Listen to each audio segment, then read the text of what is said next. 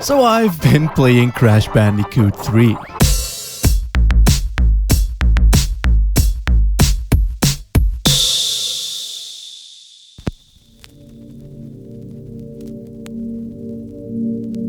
Hey, so you heard about that remake? You excited about getting back into it? I mean,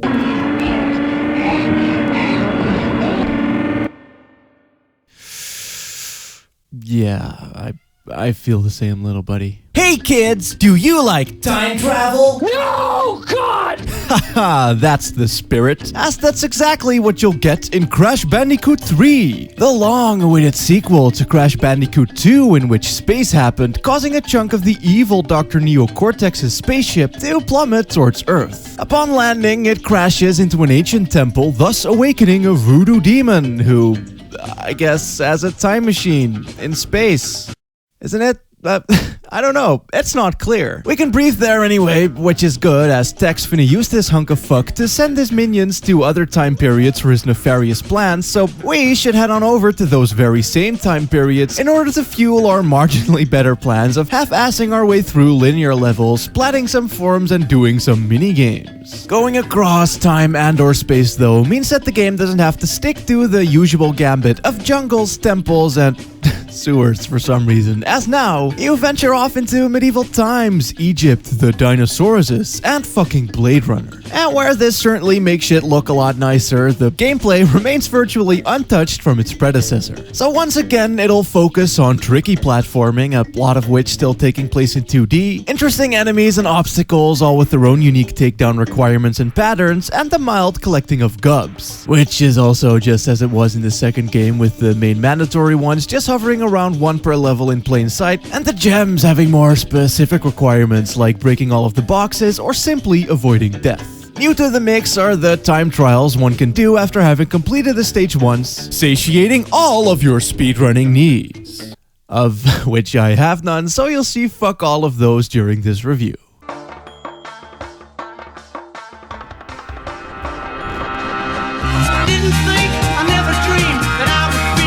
And that's pretty much it. There are 25 main stages, a few extra and/or secret ones, and all you really have to do in order to roll credits is play through each level a single time and beat the bosses you encounter in between. Slightly spicing up this Gucci but transparently regurgitated mix, however, is the fact that after beating every boss, you require a new skill, or move if you will. These can include anything from a double jump and Tasmanian Devil to a fucking Wampa Fruit Bazooka. And besides these being reward enough on their own, considering that they make the game a fuck of a whole lot more fun to play around in, they also stuff the levels full of secrets and boxes that you can only get to using a particular skill. Taking into account the whole 5 extra fully fledged stages one can enter this way, it really gives a lot of incentive to hop back in after having finished the main objective.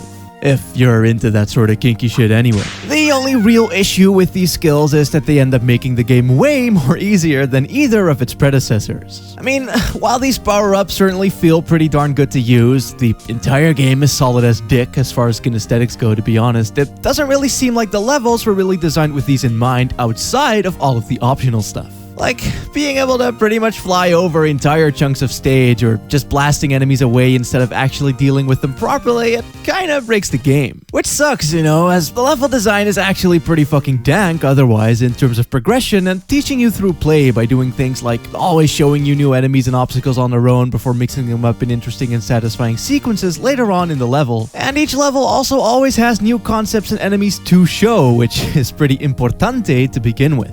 In a way, one could argue that these power-ups allow for a better flow and more agency over set flow. There isn't really too much waiting around on slow-moving platforms, for instance, due to you always being able to find more creative ways of closing the proverbial gap, which also plays into the time trials really well now that I think about it, so yeah. Crash Bandicoot 3 might be a better 3D Sonic than any of the 3D Sonics.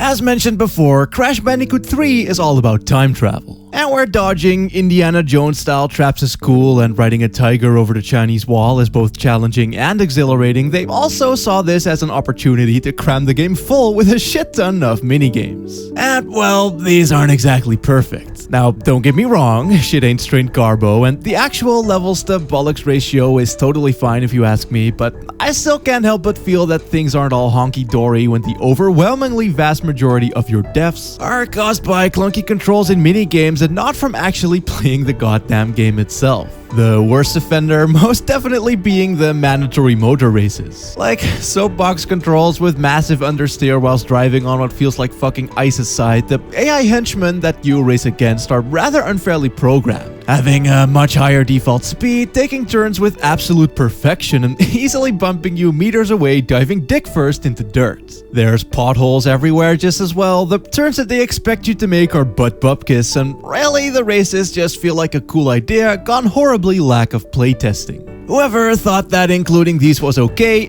I hope you have a less than stellar day. Like it'll rain on their way to the shops or something.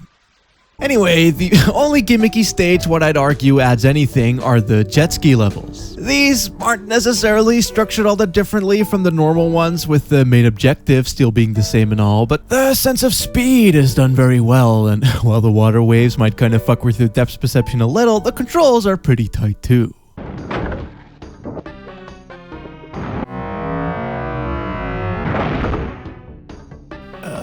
Well, I guess I made it out okay somehow. One could most certainly argue that the barebacking and dino-dicking segments are just as gimmicky and bullshitty as all of the newer stuff, and you would probably be right, but see, those stages have been there since the beginning and thus have had the time to be fine-tuned just as much as the rest of the game and also shut up. Though I'd be lying if I said that I, ThorHighheels' PhD, doesn't feel like this game may very well have been a tad bit rushed. Thing is that once again they've shat this motherfucker out in only a year's time, and where this turned out fine for Crash 2, I'd say that now the cracks of them doing that have finally begun to show. And hey, yeah, sure, it absolutely improves upon almost every existing facet of the Crash formula to near perfection, and I do absolutely love the game for it, but that still only makes the newer added editions seem extra poorly thought out in comparison. Even simple little things like the order of the levels appears to be somewhat random, as you end up having shit like 2 gimmicky levels in a row which fucks with your flow, and even the scaling of the difficulty isn't as good as before. That was really fucking cringe, and I feel bad for writing that. Okay. Though the same can be said about the other 2 games when bringing the fairly lackluster bosses into the discussion. You know, whenever in-depth critical Crash Bandicoot analysis is brought up around the water cooler, and those have most definitely been improved upon. Not only are they slightly better mechanically, having far more elaborate and varied patterns, really utilizing the platforming well, and one even being a decently designed space shooter for some reason, but there's also just a lot more going on story-wise to make the boss characters feel more like actual characters. They'll trash talk your ass before and after stages, have well-cast and well-acted voices, and also animate pretty Gucci for PS1 era models. I mean, if MGS1 is anything to go by at least, but yeah, it isn't much, but it certainly works to hype you up for the upcoming boss fights. Creating more of a personal vendetta, as it were, rather than shit just being about crystals once again.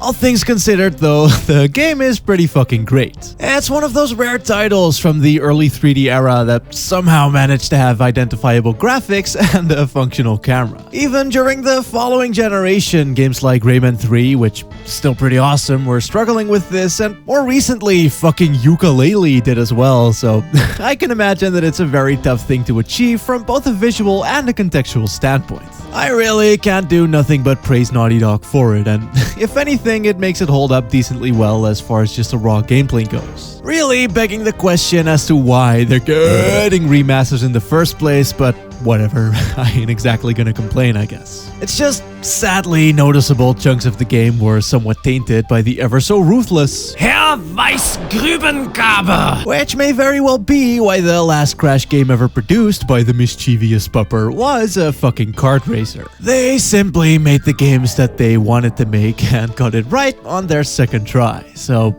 in all honesty, I'm totally okay with this being the last true Crash game, as adding anything more would have likely only watered things down. Hey, you doing okay there, little dude?